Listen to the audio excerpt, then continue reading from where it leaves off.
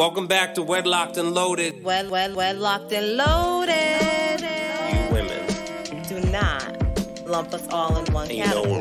So you girls, and lie and stretch the truth and try to get us jammed up. First of all, I'm a whole ass woman, right? Think about no that. No disrespect. Sounds like it to me. So why can't y'all, what is it with men that they just can't walk away? Depends how good it is. You don't want to give that away. So anyway, I am Daniel Laurent, and I'm holding down the fort because episode 37, I apologize. Correction. Do-over. This is raw and uncut, so it is what it is. So yeah, Daniel Laurent, raw and uncut, holding down the fort. Leah Nicole is, doing her thing. See what happens when you be lying? That sounds crazy. You see what happens? Yeah, clear your throat. I know. So, yeah, anyway. Hey, guys. Don't sound sweet. And gals. Your girl Leah is an absolute fucking mess. Hey, watch it. And I just want to start the show off and just say that.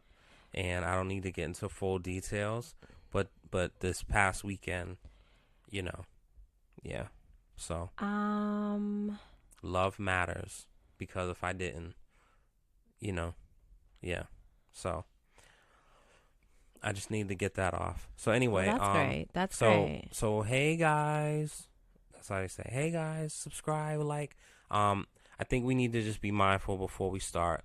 Thank all the listeners, subscribers, commenters, sharers. We appreciate it. We appreciate you. The following on Instagram is growing. The following on Facebook page is growing. The YouTube page, I'm going to start actually digging into, because I think it's important to have the episodes on there also, because it's just another way of engaging and listening to content. I myself listen to a lot of podcasts on YouTube, so it's kind of goofy for our stuff not to be on YouTube. So in the process of working on that, and again, just thank you everyone. Wedlocked and Loaded, you know what it is, raw and uncut. Consistency is key. Slow and steady wins the race.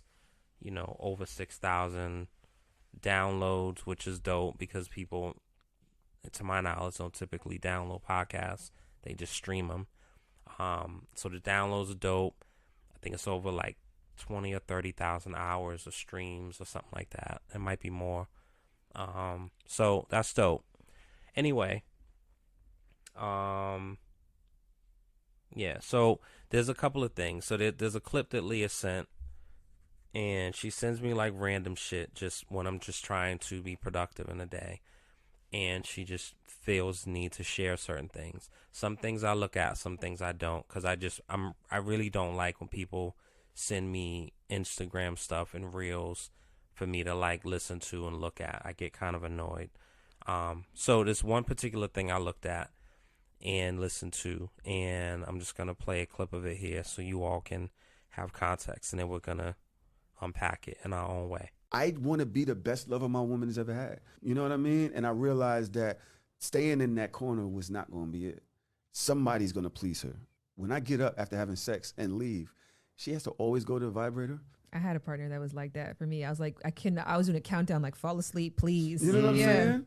And I had a partner that had to do that. I remember my baby mama, when I left one morning, I was going to the train station, and I get to the train, and I didn't have my Metro card.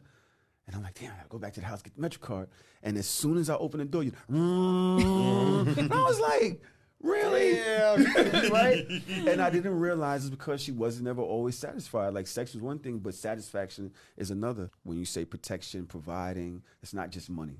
It's not just protecting from other people. It's from your own insecurities, projecting your shit onto them, and limiting their growth because you ain't willing to go nowhere. So I'm on a journey with her. So there's a couple of ways we can kind of dig into this. I think we can dig in from our perspectives now as a married couple, or prior to, you know what I'm saying, or even prior to being married, but we were together. And, you can answer however you want, Leah. I think being the best lover my partner's ever had, I don't know if I think of it that way. I don't know if I've ever really thought of it that way. I think I care. I care enough to please you in every way, like before, during, and after. So that's important to me. I don't necessarily think about the best you've ever had. I think because the same way, and one may not understand the correlation I'm getting ready to say, but the same way I don't think about like, wow, I wonder from the largest or from the biggest. Was it bigger than me? And I don't think about that because then it just turns into something else, right? So instead of me striving to be the best, I make sure that I do my best and be explorative, creative, and just ready and willing. And I think when people are not that, that's when it becomes a problem. So if you're very stuck on your ways, whether you're a person where you like to be very, routine and very boom, boom, boom, boom, boom, and none of the warm and fuzzy and the touching and caressing, or you're a person where you do all the rubbing, touching, and caressing, but then you never do the boom, boom, boom, and that's what your partner wants. I think you need to be liquid and fluid in those situations to really like be in tune with each other, because each situation, in my opinion, is different. Each sexual encounter is different. Right. You know what I'm saying? Right. So, And so I would say that, again, here's that word, communicate, right? Like, if you know that you like a certain thing, then you need to be okay, and your partner is not doing that for you, you need to be okay with saying, hey, babe, not like that. You can be like, hey, baby, listen. No, but whatever. Like, you should be able to communicate with that, with your partner, and say, listen, hey, remember that thing that you were doing, whatever that was, right?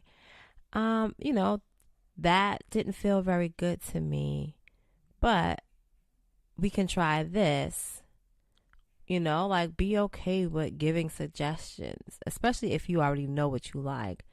But I think, do people though? I think for the most part they do, right? Most part. But here's the great thing with that, right? Like, you used the word explorative, or maybe you didn't, but something along those lines. Like, you can explore each other with each other and figure things out if you don't know off bat what you like. You know what I'm saying? And if you got to watch, the little clips and things, then watch the little clips and things and watch them together. If your relationship is able to tolerate that, because some people are not for that and they feel away. I think having a discussion about what you think about porn or erotica is important, because if you just kind of throw that on, there's an assumption that people know that, like, everyone watches it, but not everyone watches it, and not everyone watches the same kind. Like, you could watch Well, so we're not going to experiences. we're not really going to get into all the things you can watch, because people, again, can explore for themselves. But I will say, like, again, like, you can't go into something super closed-minded when you're saying, you're not doing this for your own selfish, pleasure. Like, if you're saying, I'm doing this so that we both can have some enjoyment out of it, so we both can connect and be intimate, and not just sexually, but just like, not just physically intimate, but just creating the bond. You know what I mean? Like, you have to be able to have conversations and be open-minded in order to actually do that, because otherwise, what is it for? I think a lot of times people, when they are having sex, like, I think back, you know what I mean? Like, when I first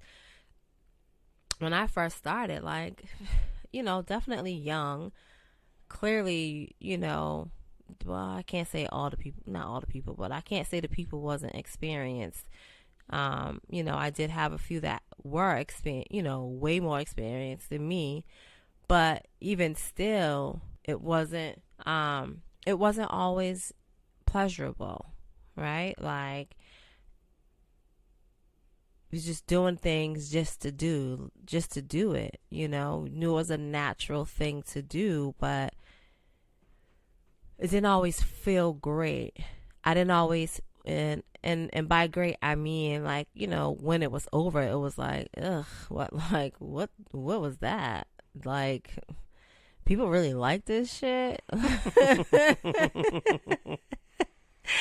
Cause that wasn't it, right? Like, sometimes folks, hump like jackrabbits, and you want them slow measured pumps, them slow measured strides, Oh yeah. And if they now? Yeah, man. And if you want them, I'm saying them long strokes, jackrabbit ain't gonna do it.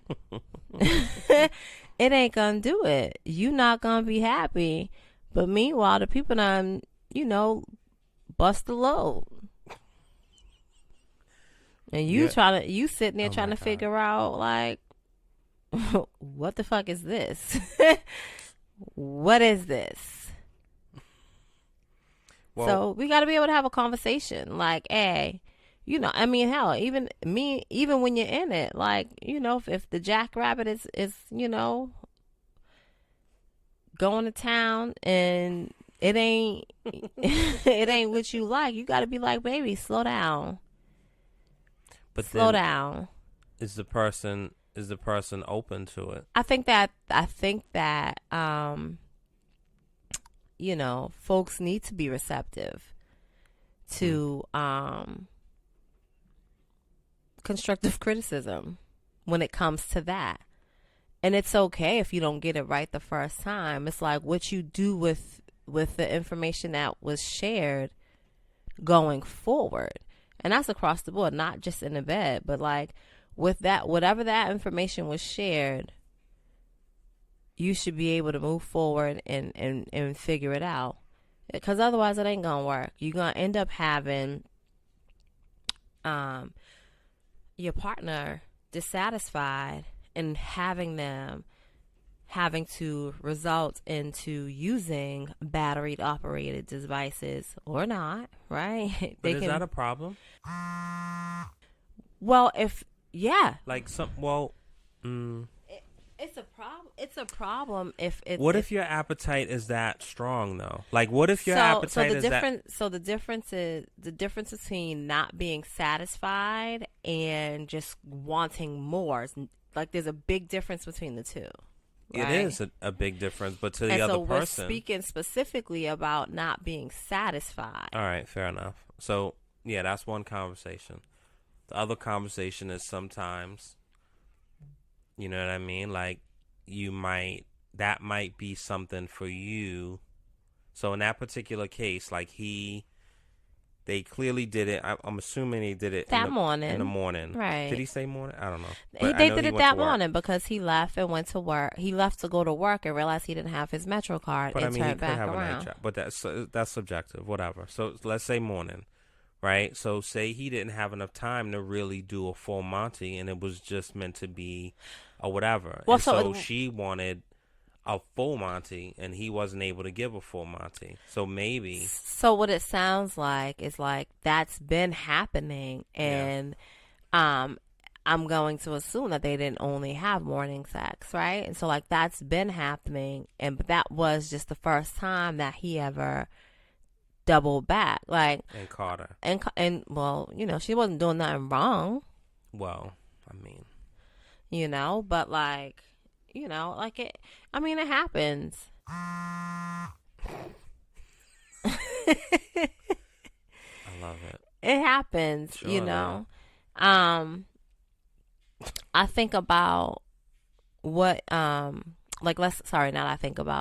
let's go back to what you were saying in terms of not like, okay, a person has a larger sexual appetite and so like they just want it more. Like I feel like I've been on the receiving end of that part more than not being satisfied. And then we're speaking like as adults.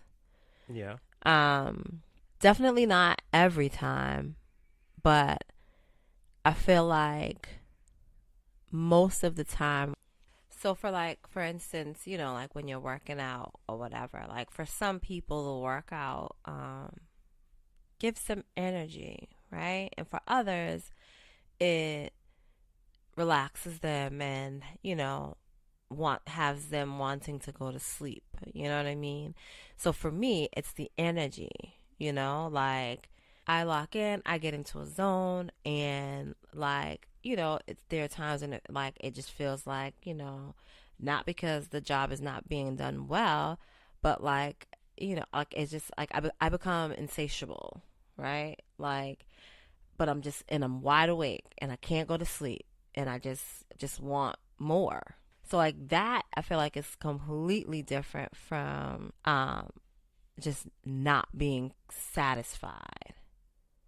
Because that just says you ain't hit the spots, you came too quick, like, ugh.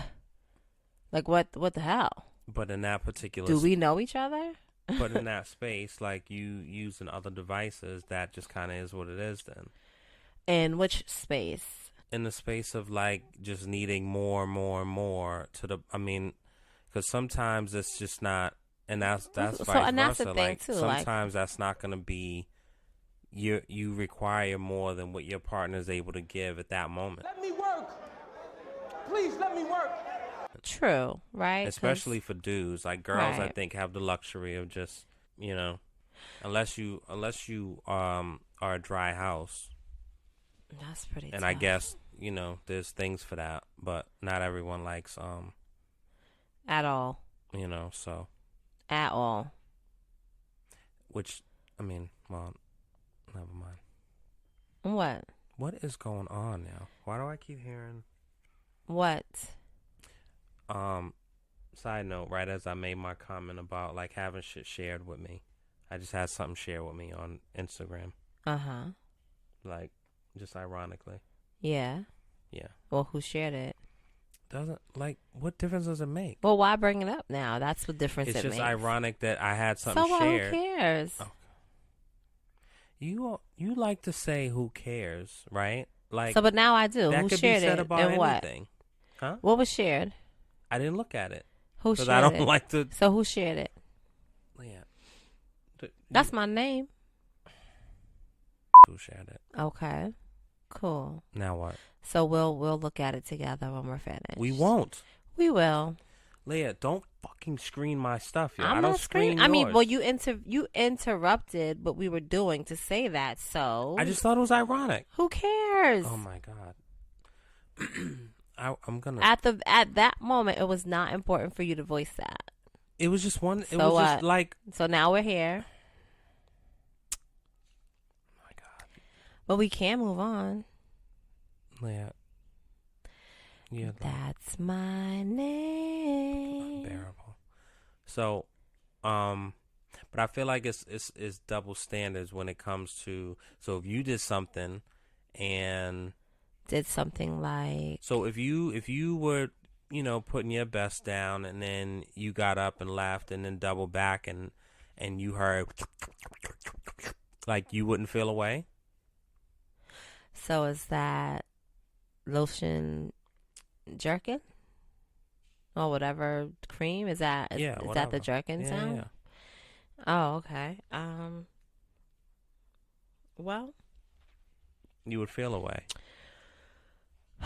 I think that it definitely would be worth a conversation, but I think that goes both ways, right? Like, it goes both ways. It'll be worth a conversation. If I double back and I heard you beating your meat, like, But I guess the question would be, like, did you go down afterwards? Like, did you go down? Yeah, like, did it get soft? Oh, after you? Yeah. And then it ended right? So then it's like, okay, well, did you even release? Like, what's up? So I think like it's a little bit different, but I understand how you are comparing the two. But So, I mean, we can go deeper into that, pun intended. But I think that was just an interesting kind of conversation, and the viewers can definitely listeners can weigh in and give their opinions on it. right.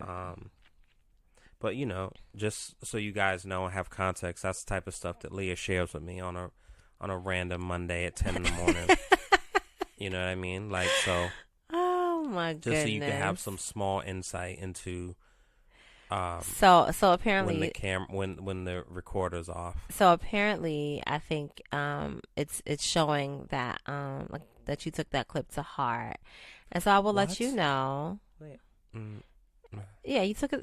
It sounds like you took it personal. I didn't take it to heart. You sounds shared like you took it something with me that personal. I just started off the show saying I don't like stuff shared. So right? what? So I don't look at everything that's shared, and so I happen to look, and I'm like, oh, interesting. Okay. Well, whatever Fair I enough. share with you, whether you like it or not, you better look at it. No. Yes. If you're doing no, Leah. Yes. At one point or another during that day, you better look at it because I'm sending it to you. Sending it You to know you what? for a reason. This is our thing, but let's now, let's now take- let me just say this. I found it to be an interesting clip, Mhm. right? And for me, the reason why I sent it to you, other than it being an interesting clip, was one, I wanted to get your perspective on it, just in terms of how you think that you do, right? Like, What, rating myself? I guess. And not rating yourself, just in terms of like, hey, like, do you feel like you satisfy me? Like, let's have a conversation, right? Because we don't talk, we don't necessarily, we just do. We don't necessarily ask these questions. But well, I don't care what people do. I'm saying, like, when certain things strike me. we can though. I would have honest dialogue, and I would take feedback and criticism, and I would give you the same. Okay. But I think that's typically just not done in Right. general. But then And everyone thinks their kids are cute. Oh, so let's leave the babies out of this. People think that they're putting it down, and right. everyone is. Right, because so what I think what happens is that sometimes you take that old stroke, you know what I'm saying, from whatchamacallit, and try to do that same stroke with the new one, and it's like, yeah, no.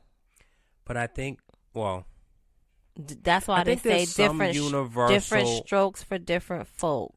Now the world don't move to the beat of just one drum. What might be right for you may not be right for some. That's interesting. Yeah, I guess so. But there are some things that I think there are some universal carryovers, right? But then you gotta like remix. You gotta do the Diddy and do the, you know what I mean? But I think there are some universal carryovers. The act itself, yeah, right. But also here's the other thing, right? And so like, for female, I think every woman loves like you to spit on their chest. Yeah, no, they don't. You know what I mean? Like, no, they don't. Because nothing shows love. No. More than just like. Yeah, no. Or like you lift their arm up and you spit in their armpit. No. What kind of? Okay, so listen. You know what I mean? No. And then blow on it like a soft blow. Like that really it turns on senses that you're not even aware of if you really think about it. So yeah, I'll try that with you and see how you like it. Spit in my armpit? Yeah, and blow. Let's see what you think about that. And we will be back to discuss the reaction. Okay? Since you want to be foolish and crazy. Nonsense. I can't. See, now you just messed me up. Oh. So this is what I'm saying. So, like with the female anatomy, right? Like, like the cervix, some female cervix can be tilted, it can be shifted. You know what I mean? Like, like it could be some people can have a larger cervix than the next person. Like, all, their pelvic area could be shifted. Like, so many different things go into it, right? And so again, like, some penises got a nice little curve to it. Captain Hook, as you call it. Yeah, man, it's not my terminology, but I do rock with it. Real hot girl shit.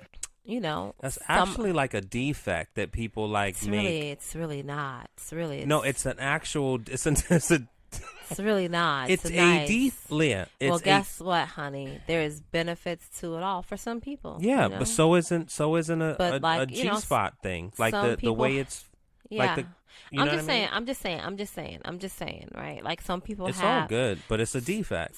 It's like bow leg. Like that's a defect. Well, come on, don't kill my vibe, okay? Or cleft lip. What? No, let's stop. Because yes, they may all be defects, but some are beneficial. Some have bennies. So let's stick to the ones that have benefits, okay? Let's stick to the curved penis. I'm not. Well, I want to talk about the curved penis. Let's stick to the curved penis, as you tell your husband. So, but I'm just saying. Listen. So here's what I'm saying. You're not having a ladies' night. I don't have to. But this is why we rock with each other, right? Because we can not. have. I don't do. I'm just saying we can Clear have. that up. Clean it. No. This now. is why we rock with each other, because we can have open dialogue, like in reference to. Clean what we are talking about. Yeah. So the way you're framing it is if we're sitting at home drinking Mai Tais talking about curved dicks. No. That's what it sounds like. I think that's where you may have took it, but it's definitely in context to what I'm saying, because you wanted to interrupt my flow and throw your 2 cents in with the other defects, like jumping back into it. Maybe it sounds like that, but I was on a nice little, roller coaster ride with what I was talking about. I bet you are. And now you just fucking derailed the cart, man. The fuck? Stop swearing, Leah. You're right. I'm listen, so sorry. this I'm is the sorry. deal. I'm sorry. So stop interrupting So I think me. it's gonna be two. So it's gonna be 2 swears per show. Oh. Right, and then when you go over that 2 swear per show max, and then what happens? Then you can either pay in cash or services. All right, so here we go, right? By night's end, no rollovers. So my point is this. Sprint. Okay, let's get back on this roller coaster. Let's. But I'm not paying no money for nothing. But yeah, and so, like that all plays a part in how you satisfy your partner, right? Like, this in the same way penises come different shapes and sizes and lengths is the same way the vagina is. What are you doing? What are you doing? I just took a sip of the Makers. Shit's strong. You don't sip that. Well, I guess you do, but it's usually over a rock. I know. Rock ice. I know. Oh my goodness. I'm trying to, So yeah, like, you got to make sure that the parts fit with each other, like they align, like Tetris. Yeah, man. But and then when they sometimes align, you got to make sure, you know what I mean? Like,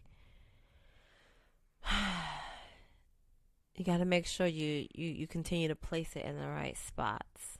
Because you can shift things around. Well, so like slap it up, flip it, rub it down. I mean, not necessarily shift things around, but like, sometimes sometimes you got to move to the right just a little bit. Sometimes you got to move to the left just a little bit. A little bit of this, a little bit of that. But that's where you doing it multiple times works, right?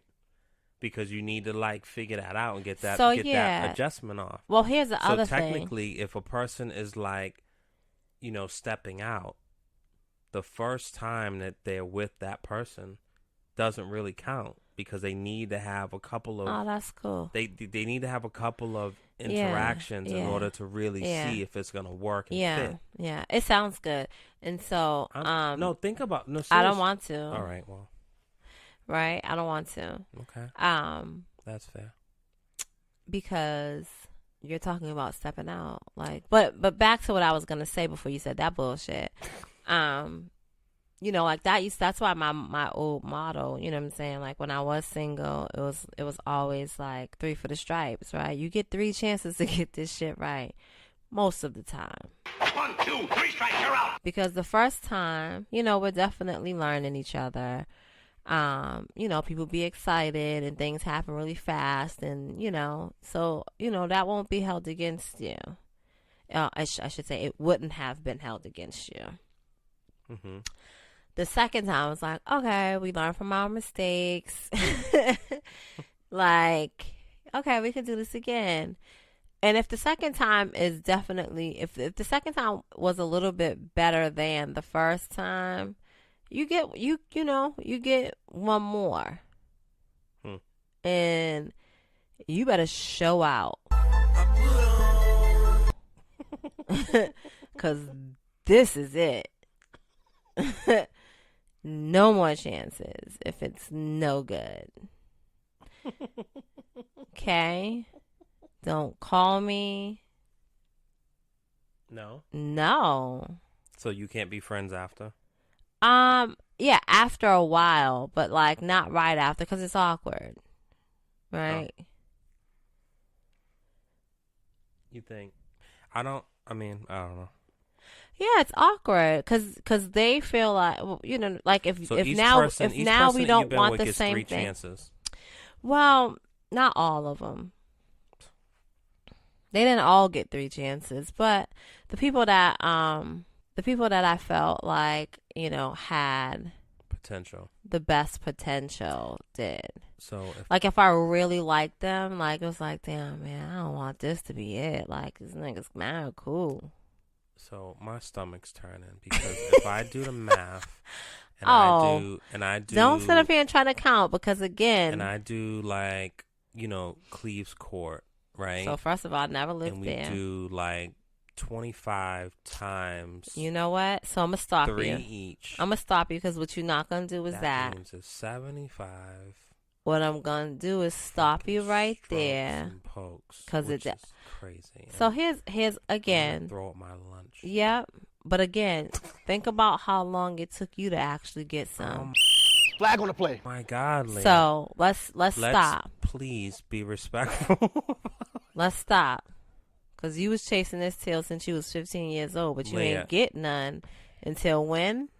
Okay.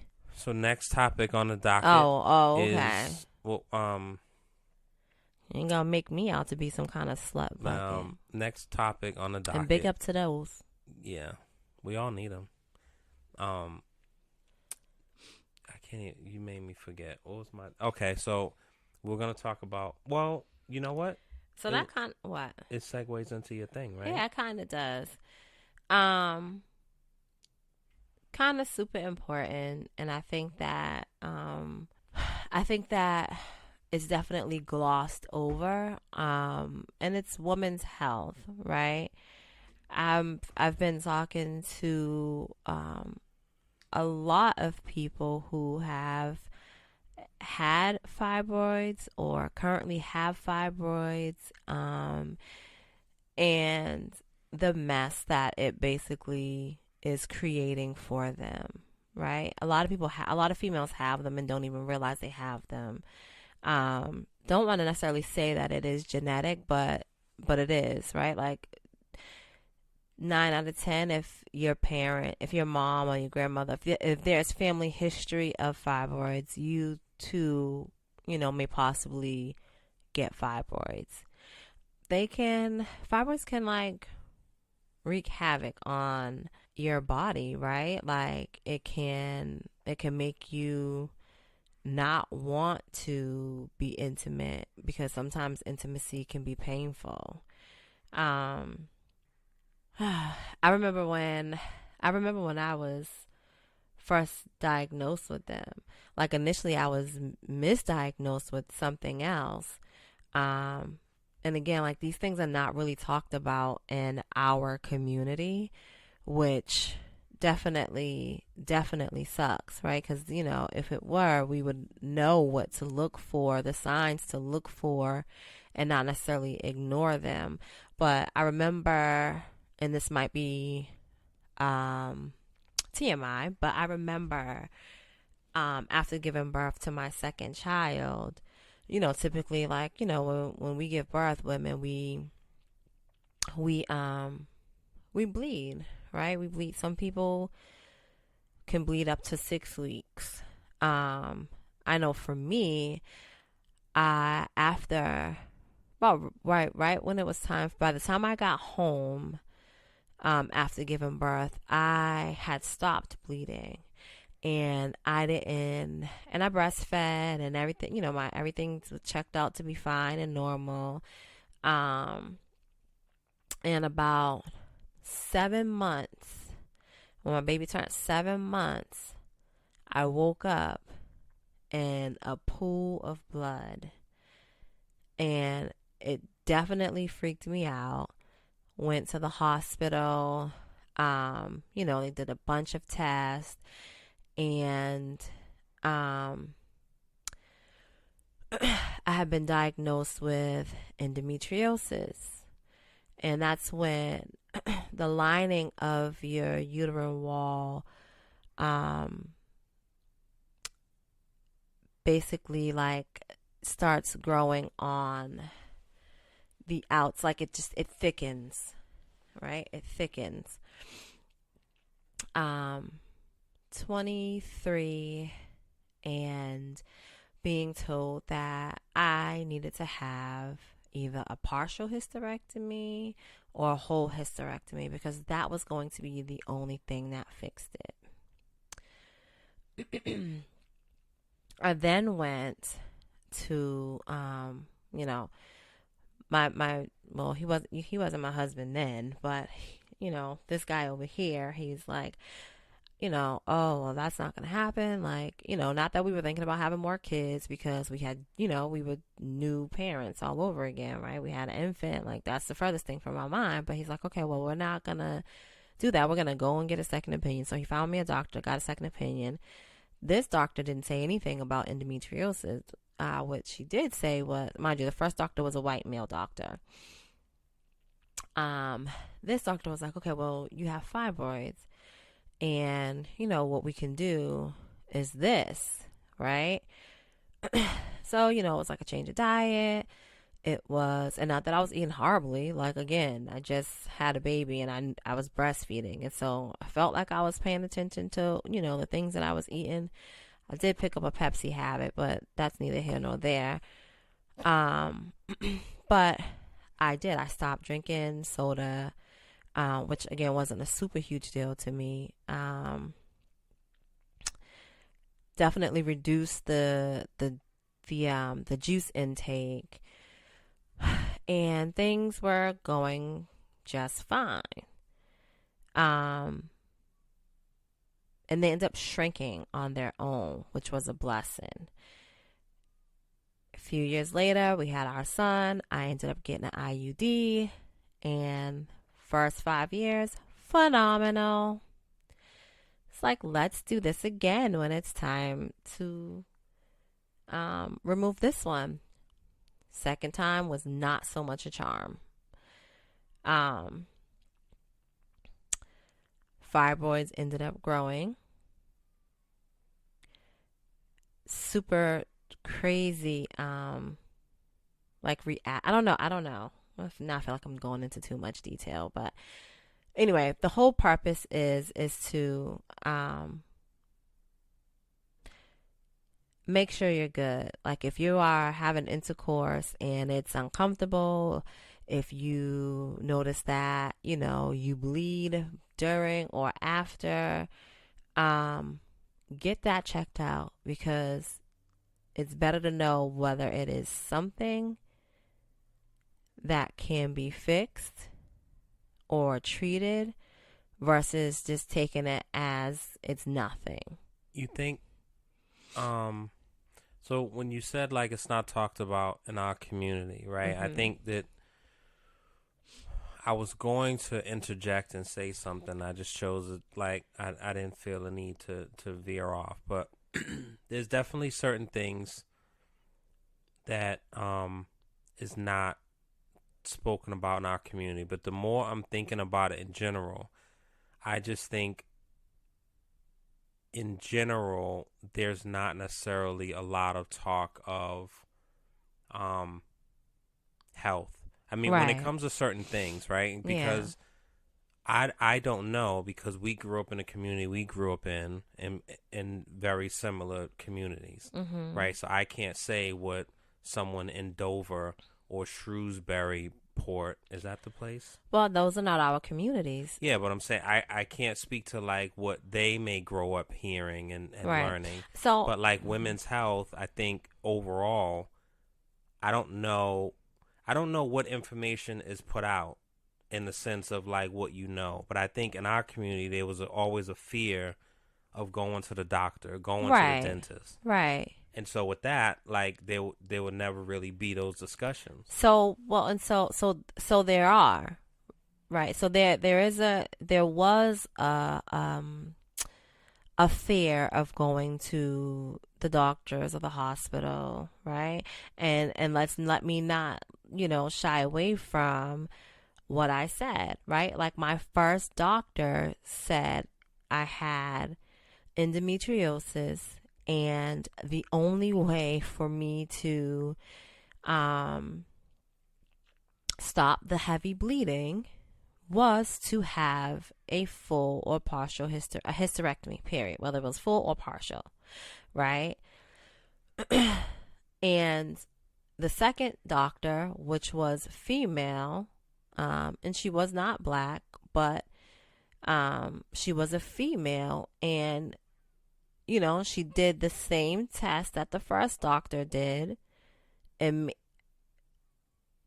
came up with a different diagnosis, right? And so like for me, right? So like my mom, I'm my mother's only child, because when after she had me, she went on birth control, whatever they had at the time. From my understanding, it was something similar to the Depo-Vera shot. And she couldn't have any children after that. It made her sterile? So it made her, what I'm assuming like she is would be at high risk. No, so what happened was, like, she could, like, so they have pills for this now. But I'm assuming whatever they gave her thickened her uterine wall, which made it hard for the eggs to attach, right? And so she ended up having surgery, and they were able to fix something, and so now she can conceive, right? However, she couldn't carry. Like, she would get pregnant, and by the end of the first trimester, beginning of the second trimester, she would lose the baby. And so there was definite, rightfully so, there was definitely, like, even for me, that's why I wouldn't take birth control for a long time, because it's like, this is what, not that I want more kids, but like I have a direct link of someone who was affected by this. And it happened as you were old enough to like comprehend all of it? You weren't like 5 or 6. I wasn't 5 or 6, not wondering like, oh wow, why isn't my mother having another baby? No, that was the furthest thing from like my mind. her losing the babies, like absolutely. And when I say, I didn't mean like a one time, like it wasn't a one off. You know what I'm saying? You were like 13 or 10, I was, 11, 12, 13, I was 14. between 13 and 15, and I was between 13 and 16 years old. And were you excited? Like looking forward to? I didn't have a feeling of. I didn't have a feeling one way or the other, right? Because I felt like she wasn't having another child for me. You know what I'm saying? Like, because at the time, like, what are we gonna do? You know what I mean? Like, what are we gonna do together other than me babysitting? Like, what is there for me to do? Oh, you saying what are you and the new and the child? Yeah, and the new baby. But you didn't. I mean, but some people, like younger siblings, have the oh my god, I'm having a, or older siblings. I feel like that would have happened if it was a traditional type of if thing. I was if I was younger.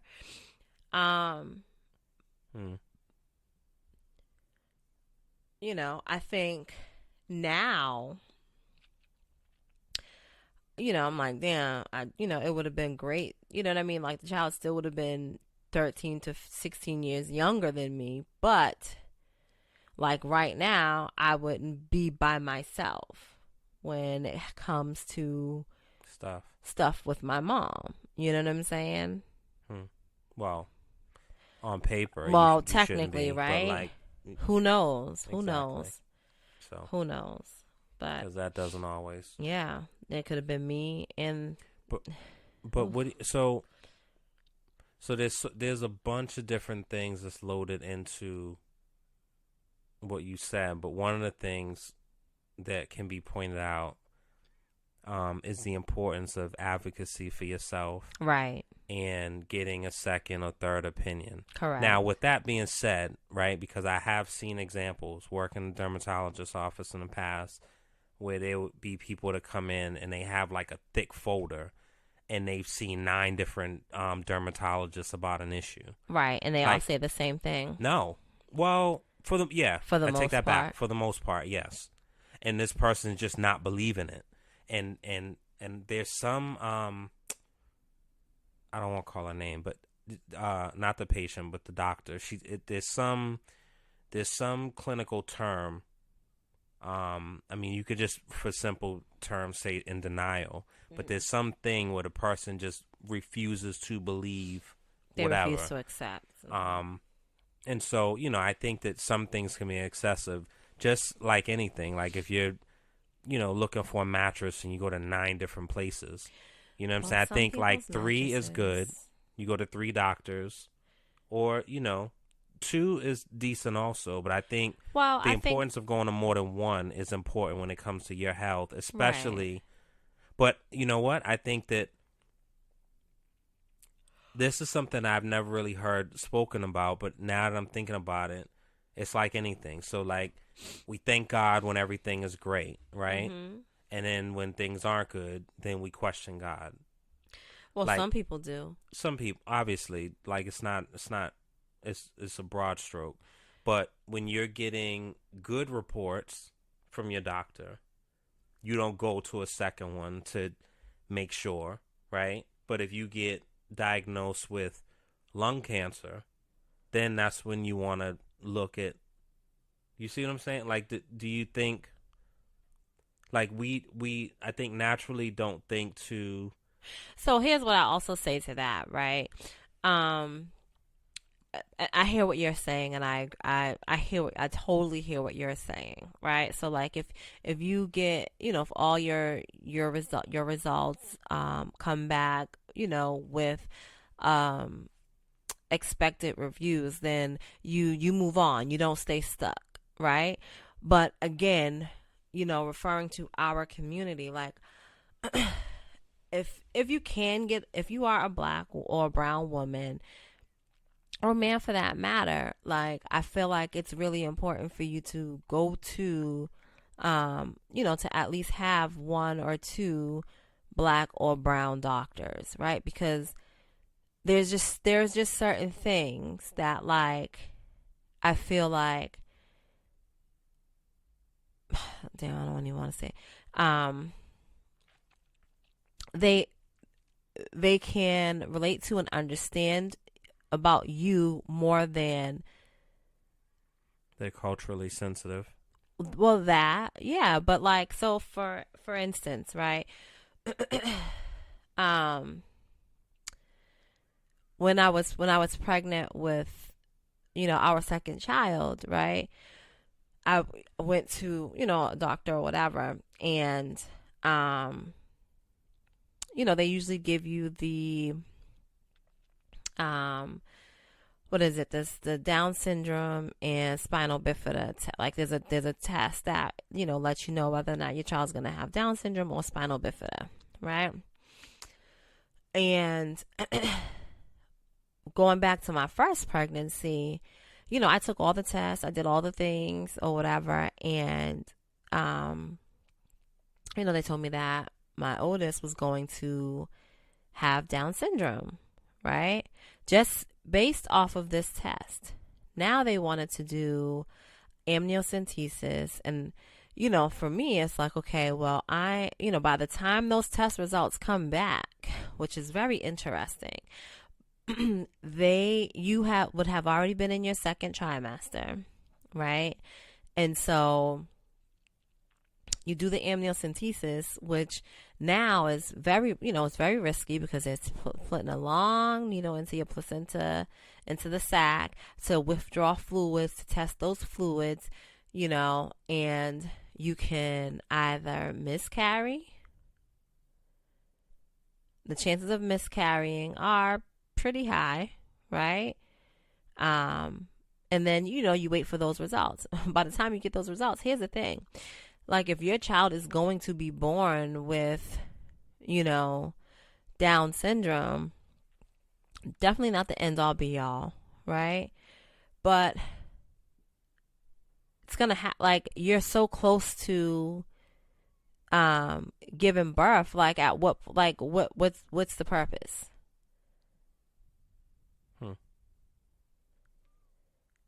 Right. So I say all that to say is that, we got that test. They told me she was going to have Down syndrome. I refused the amniocentesis because I'm like, well, I hate needles for one. But I'm like, what am I going to do with this information? Like, what can really be done? Right. We went to all the genetic testing, this, that, and the next, blah, blah, blah. I don't even remember the results of those things. I do remember giving birth to my baby girl, and the tests were wrong. The tests were wrong. So here comes round 2. And, all my doctors were Caucasian, right? Round 2, I am, at a facility where, the staff are predominantly black and brown, right? So the nurse is like, oh, this test, because I was like, I'm not taking any unnecessary tests. Like, I don't need that stress, because it was very stressful, you know what I'm saying, the first time around. And she's like, oh, okay, well, you don't have to take this one. The results for black and brown people are not good, because there's something genetically in us that gives altered results when it comes to this test. Wow. And it makes sense to me, right? So no matter what, it's gonna produce results that are not accurate. That are not accurate. Well, with that, so one could take this sentiment and like, see, that's why I don't mess with white doctors, and but then when you have the other side of the coin of people not going to black doctors because they feel like they're not as good or as qualified, right, or as smart. Well, here's the thing: everybody's gonna have to pick their own battle, right? And I'm not saying that all white doctors are bad doctors. That's not what I'm saying. But what I'm saying is that, again, culturally, like, the certain stigmas are there for a reason. And, it is nice to be able to, again, so like the first doctor was white male, right? Second doctor was older white female. Now, this is the one that told me that my baby was going to have Down syndrome.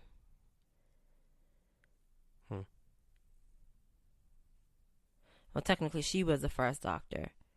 But, and I remember I was like, when I checked out that hospital, I went right down to that department and was like, this is my baby. You were wrong. Thank you very much. And I didn't even go back to that hospital. I switched hospitals. So I was like, that was very traumatic, you know?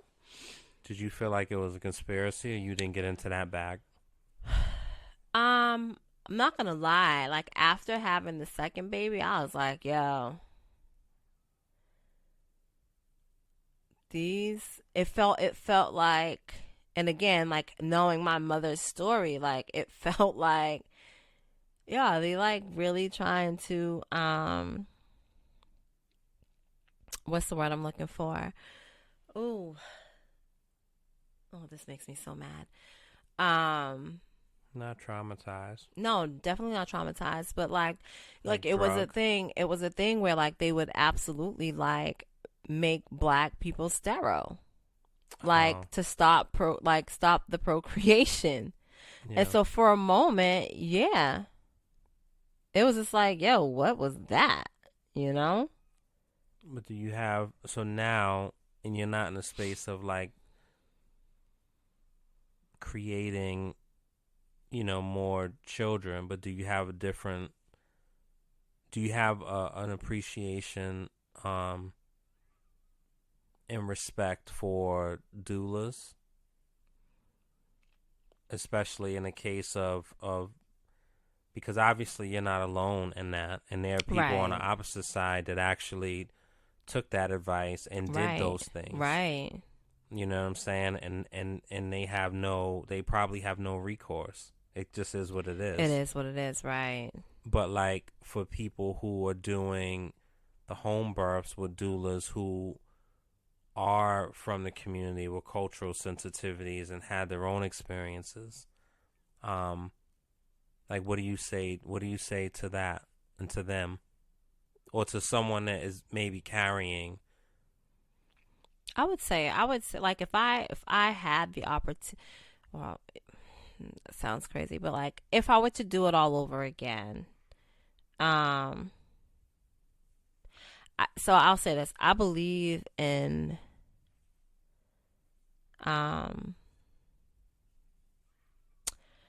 is it modern medicine? No. So Western medicine. So Western is like the regular, it's the hospitals and all of that. I don't want to call it alternative, but what is it? Because it's holistic. Holistic, yeah. Holistic. I believe in holistic. I absolutely believe in holistic care, right? And I would do it different. I would do it different. I did want to have a water birth. I wanted to have birth at home. But it just didn't happen. Well, but there's a difference between a doula and a midwife. Right.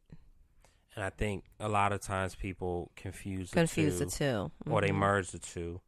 But to my knowledge, I think that the midwives are more like overall. So like the medical care during and like postpartum afterwards and that type of stuff. And I think doulas are more, they provide like the emotional, the information support. Like I think doulas are probably more culturally for us, and maybe I'm misspeaking. And you know what? To that point, I think I'm gonna reach out because I want to have a friend of ours who is a doula, have her on if she would be so kind. I think that might be dope. Yeah. Let me bookmark that. But anyway, I think you know, as always, I think sharing and being vulnerable in a space and sharing like personal testimonies is important because you never know, you know, it's one person that's listening and they're driving to work, you know, and they pull over and they just really like lock in and listen, and something that they hear changes their decision and their next trajectory, hopefully for the better. You know what I'm saying? I think maybe they can question, because I think doctors, and again, this is obviously a broad statement, but I think doctors oftentimes have a God complex. Yeah, I think some might. Yeah. And well, I even think it's more than some. And when I say God complex, it's not so much extreme, right? Where they're literally going around, you know, and you can use your powers for good or bad. But a God complex can be, you know, taking their sweet time for their appointments, and you have to wait for them because, you know, that can be considered that. Or it can be on another level of, you know, I have your life in my hands, and what I say you better listen to, or what I think goes, and how dare you challenge me. You have those extremes. But I think the way they may think about themselves, some doctors, most doctors, whatever, we also have this thing of looking at doctors sometimes as gods and as miracle workers and healers. And we don't necessarily want to question those entities and those people.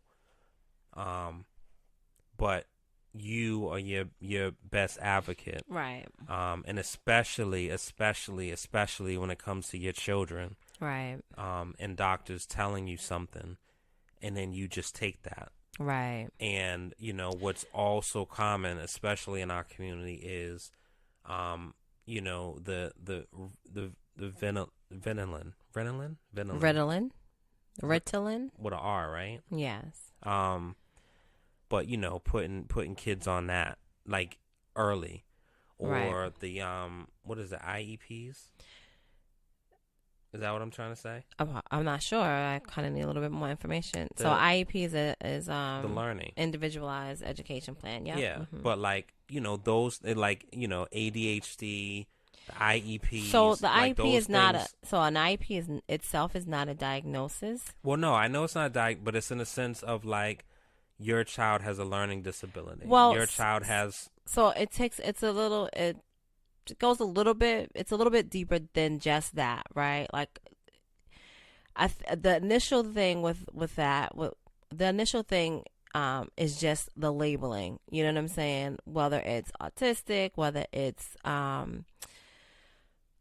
you know, has ADHD or ADD or whatever, right? It's the labeling. But as far as the IEP, like that, literally, you know, it's more supportive, right? And so like some children that have IEPs, they're not, you know, like they just have their processing might be a little bit different than, you know, the quote unquote average child, right? And so maybe you have to use less words. You know, they can still do the same work, but, you know, when the instruction is given, you have to use less words for them to be able to understand what is expected for them to do, right? I feel like, well, anyway, you can go ahead with your point, but I guess I understand where you were heading with that. But can it set low expectations? No, the expectations can still be the same. Again, like they're still getting the same work. They're still expected to do the same type of work. It's just a matter of how it is presented. So, yeah, and that's assuming that the institution is. One of the biggest things, and when I say presented, I mean presented to the child. Yeah, right? Like, but one of the biggest things I heard was like setting low expectations and misrepresenting a child's capabilities, and so they graded now on a curb. You know what I'm saying? And so I know that was one of the biggest things that I would hear from people against that, and they didn't want that on their children. They wanted them to have the opportunity to actually show and prove that, you know what I'm saying, Right. and not So be I think treated. I think what it is that you know, like we're thinking back to when you know, if your child had a cognitive delay, that they would be placed in a separate classroom where they were not challenged and they were just, you know, basically they were just there, right? SPED class. Right, SPED, sub-separate, and by, you know, for the sub-separates, like, you know, it would be more of, you know, maybe it'd be more children that had major cognitive delays and physical differences, right? How do you know, like the curriculum for that particular class is definitely going to be different for you know, a regular ed class, right? A lot of schools now got rid of, you know, their sub-separate / SPED classes, and now all the kids have been integrated with each other. And a lot of times you had children that had IEPs in your class and you didn't even know it. Right? Well, the goal is to not know, right? Because it's like, it's private. Well, it's not like medical information, but it is it's medical, definitely not right? medical information, but like, it's private because that's what you want it to be. You know what I mean? But like, kids, they don't care about that. You know what I mean? Kids are mean. I think Kids if are somebody mean, but knows they that don't. you have, like, I mean, if kids know you're getting free lunch, and you know what I mean, and it's actually like, you know, I don't know. Anyway, we you know, I veered off a little bit, but I think Always do. What, Leah? Huh? Huh? What'd you say? Tell me. I was waiting. Clown. Anyway, I was actually complimenting you, but I'm taking that shit back. You didn't even give me a compliment to take back. I was going to, though. So why don't you start with the compliment and then you can decide whether you're going to take it back. So, as always, I think just showing vulnerability and openness to share is important and always valued. And, you know, I think that's what makes the show unique and special and honest. And so I wanted to thank you for being, you know, open to having that dialogue and sharing yourself with the people in that way. So, as always, you know, there's a couple of other things that we had on the docket, but it doesn't necessarily seem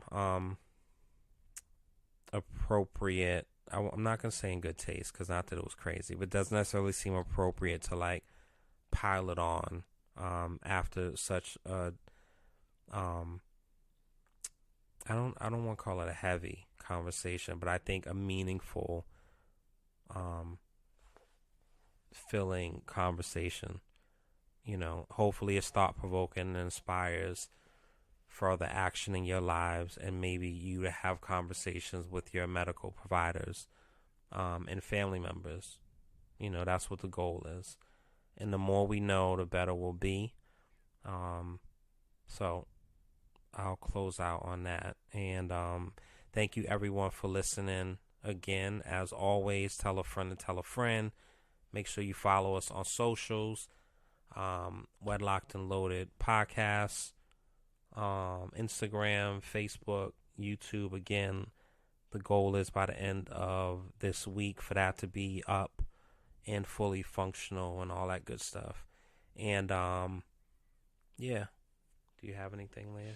I mean, you definitely just like for real closed out the show. So how can I, you know, no, I open said that? you. I mean, you typically have like a 7-minute monologue, and then like you'll give like Leah's word of the day. Like, just for once, I wanted to sound okay, like and journalistic. you did that. Let me have my And you did like, that. I didn't this should take be that a away from you. partnership. But No? I'm just saying, like, so since you knew you was gonna do that, then you should have just let me go first. What, you had more to get off?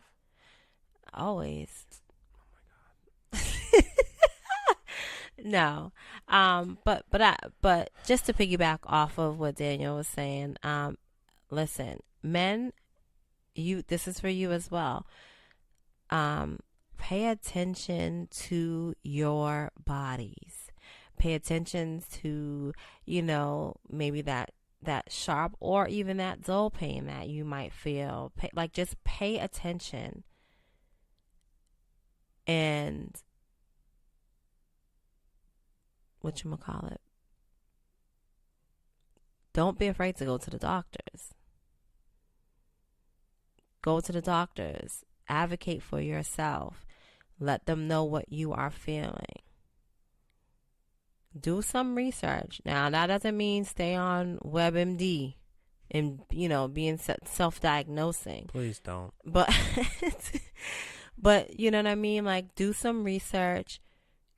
Don't be afraid to get second and third opinions, okay? Take care of you, because nobody else will. Tell me about it. And on that note,